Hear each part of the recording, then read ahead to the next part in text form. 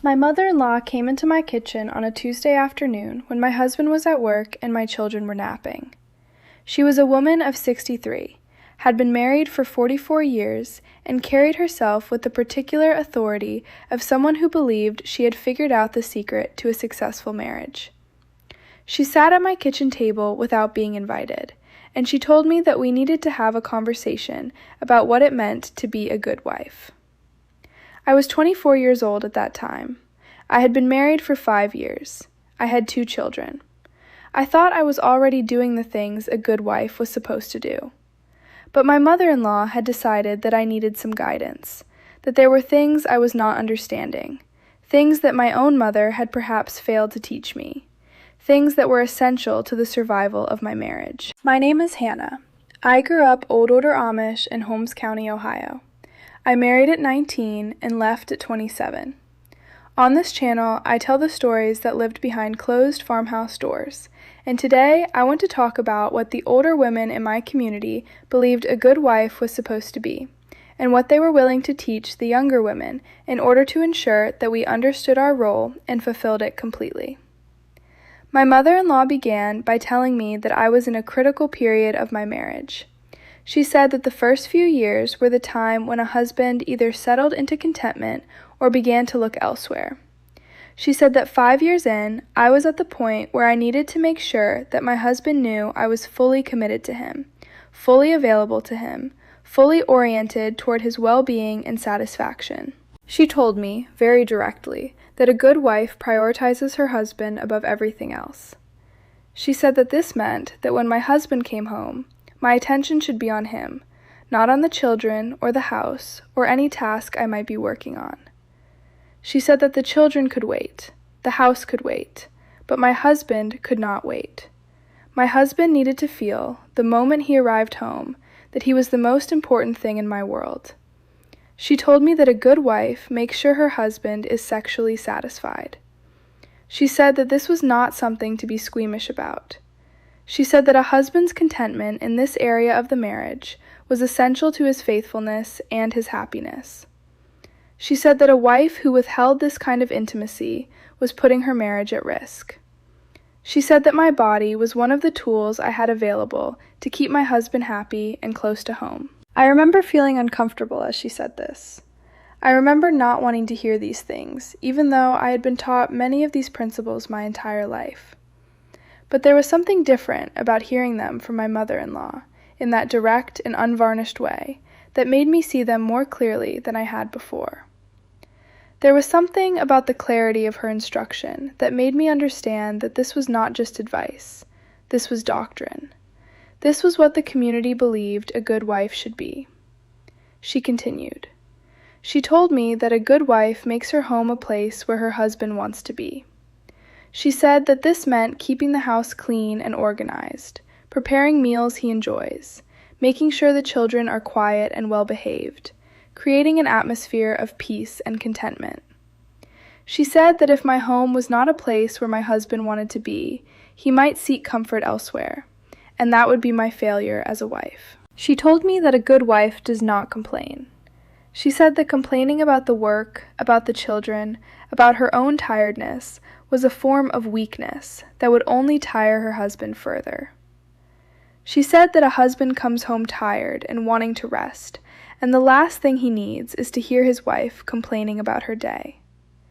She said that a wife's job is to absorb the difficulties and present to her husband a face that is calm, accepting, and grateful.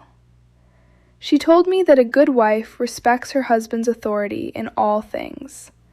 She said that this meant that when my husband made a decision, I should not question it, even if I disagreed.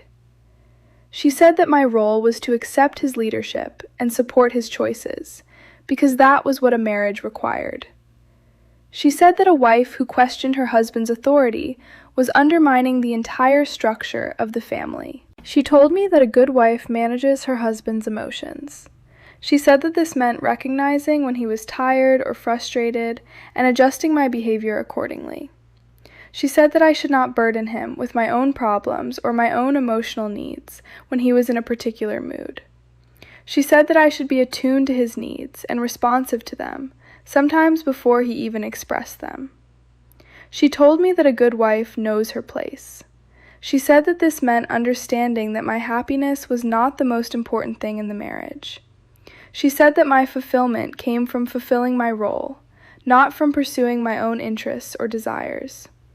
She said that a woman who tried to have a life outside of her role as a wife and mother was being selfish, was neglecting her responsibilities, was putting her own needs ahead of her family's needs. By the time she finished, I felt something inside me shift. I understood, with absolute clarity, that everything I had been taught about being a wife, everything I had been trying to do, was organized around one principle. The principle was that my husband's well-being, my husband's satisfaction, my husband's happiness mattered more than my own.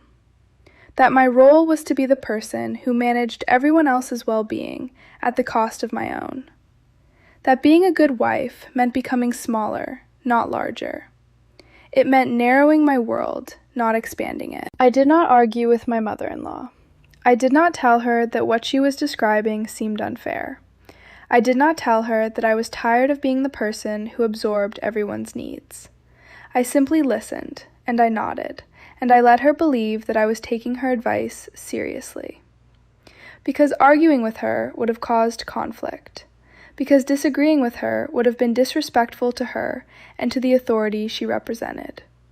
Because I had been taught my entire life that my own thoughts and feelings were less important than maintaining harmony. But something in me had been crystallized by that conversation. Something had been made clear.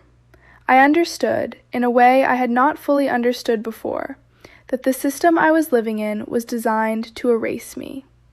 It was designed to take a whole person and reduce her to a function.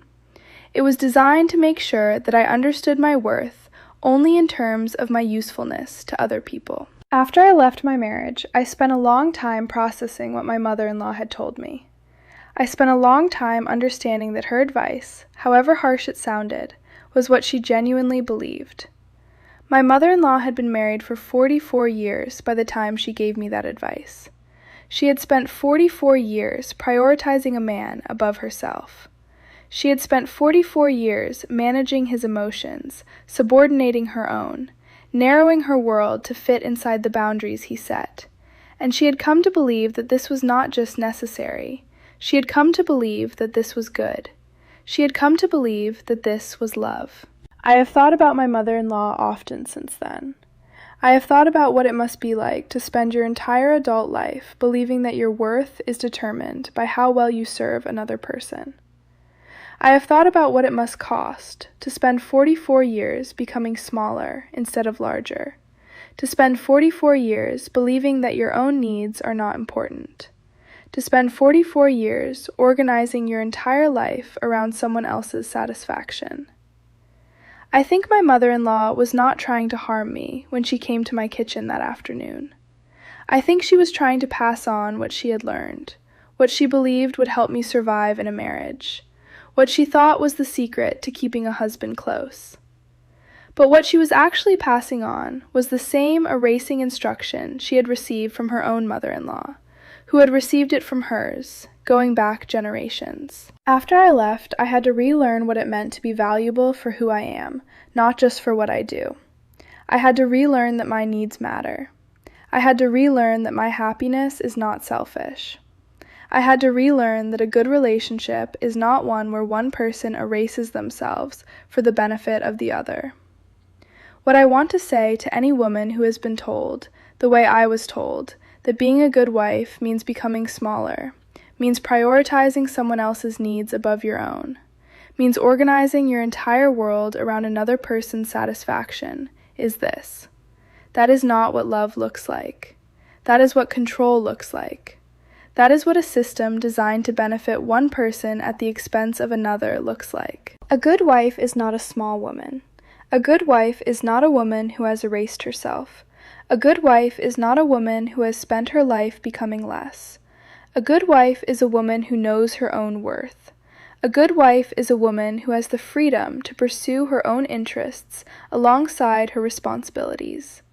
A good wife is a woman who is treated as an equal partner in her marriage. If you have been told otherwise, if you have been taught that being a good wife means becoming smaller, means erasing yourself, means organizing your entire life around another person's needs, I see you.